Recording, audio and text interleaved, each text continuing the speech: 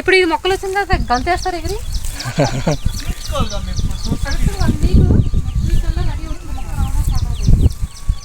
పని ఏంటంటే రోజు పొద్దున్న నీళ్ళు పెట్టాలి, నీళ్ళు ఉండకూడదు.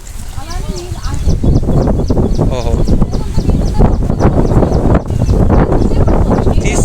తీసేయాలంటే ఎట్లా మేడం? గాడి పెట్టి పక్కకి తింటేయాలి నడిలోపు. ఓకే.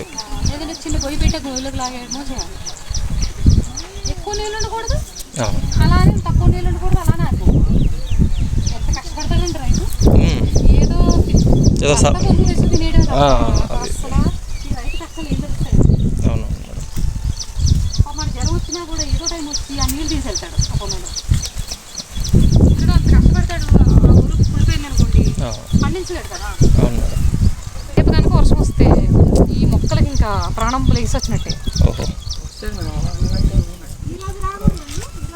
ఈ రోజైనా రావచ్చు, మనం జల్లే వరకు రాకూడదు.